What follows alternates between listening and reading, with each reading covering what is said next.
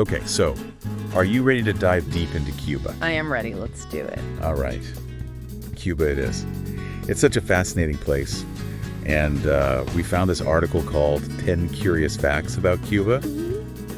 And I think it does a really good job of like bringing out some of the things that you might not know. Everybody knows about the cars, but there's a lot more to Cuba than just those beautiful vintage cars. Absolutely. And it kind of gets at like how the country has survived for so long under some pretty unique circumstances. Exactly.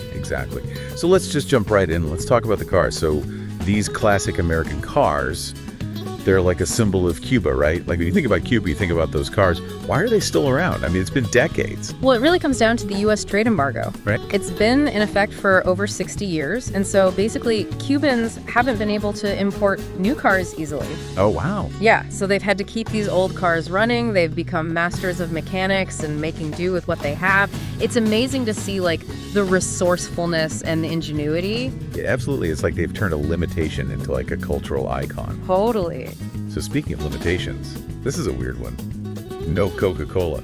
Right. You'd think that would be something that would be everywhere. You'd think. It's another effect of that trade embargo. Right. Coca-Cola is basically non-existent there. But, that hasn't stopped them from having their own colas. So they have their local brands like Tucola, which is kind of fun. Cola. Yeah. It's like a whole other world of beverages and everything, right? Absolutely. Okay, so from vintage cars and Tucola, let's go to nature. We've got the bee hummingbird. Have you heard of this? Yeah. This thing is tiny, like smaller than a dime. It's the world's smallest bird. Yeah, and it's only found in Cuba. Yep. Crazy. It's a real testament to Cuba's biodiversity. Yeah, you mentioned earlier like how Cuba's had to like kind of adapt to be resourceful, right? And that kind of leads us to another amazing fact. Yeah. Their literacy rate. It's like almost 100%. 99.8%. How is that even possible? I mean, that's incredible. It's a huge accomplishment, and it comes down to their focus on education after the revolution. Mm-hmm. They made education free from primary school all the way to university level. Wow. It became a cornerstone of their society. I mean, that's an amazing investment in their people, right? It makes you think about all the potential. Absolutely. So from education, let's move to healthcare. Cuba has this reputation for having amazing healthcare. Is that hype or is it real? It's definitely impressive. They have a really high doctor-to-population ratio. And they focus a lot on preventative care and working within communities. They even send doctors abroad to help other countries. Oh, that's amazing. It's like a global kind of healthcare outreach. Yeah, it's pretty remarkable. It really is. Yeah. And speaking of remarkable people, we can't talk about Cuba without mentioning Ernest Hemingway. Of course. He lived in Cuba for something like 20 years, right? 20 years. And his house, think of Vigia, is a museum now. Mm-hmm. Crazy. It's so cool to think about like him being there, reading those classic books, The Old Man and the Sea, For Whom the Bell Tolls. Absolutely. Okay, so Cuba's got amazing healthcare, education. But here's where things get interesting. Internet access. Or should I say lack of internet access. Yeah, this is one of the biggest differences between Cuba and a lot of the rest of the world. Yeah, I mean, for us, the internet is like, it's everything. Yeah. We're constantly connected. So what's it like in Cuba? I mean, how do people get by?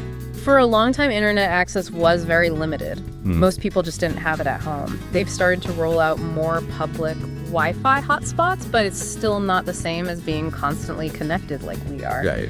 It's interesting to think about, the impact that has on communication. Yeah, absolutely. Yeah. Like their whole society has developed in a different way because of that lack of access. All right, so let's talk about another thing that's been changing in Cuba, their currency.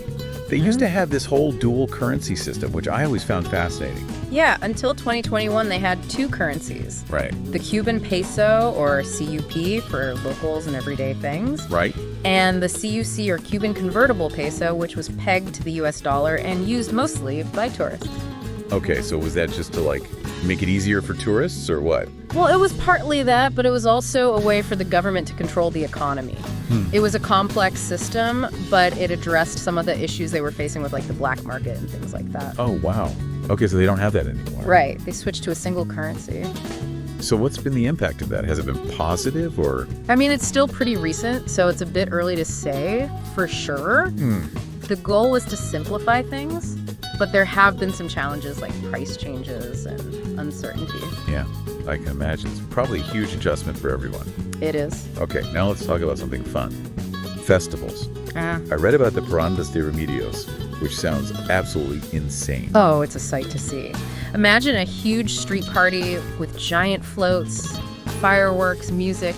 It goes on for days.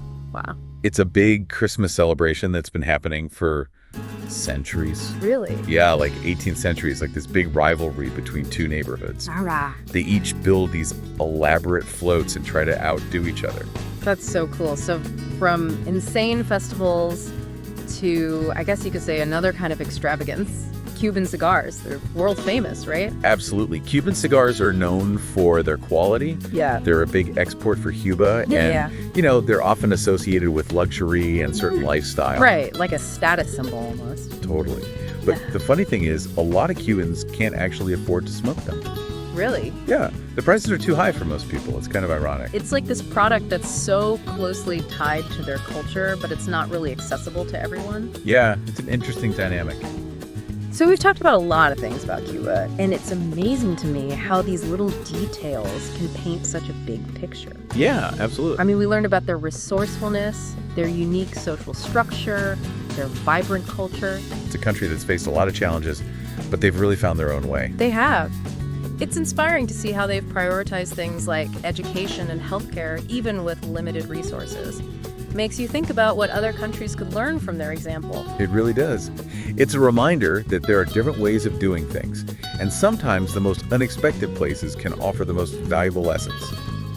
So next time you think of Cuba, I hope you'll remember these curious facts and the bigger story they tell. It's a story of resilience, of creativity, and of a culture that thrives in its own unique way. Well said. I think that's a perfect note to end on. Thanks for joining us on this deep dive into Cuba. It was fun. Until next time, keep exploring.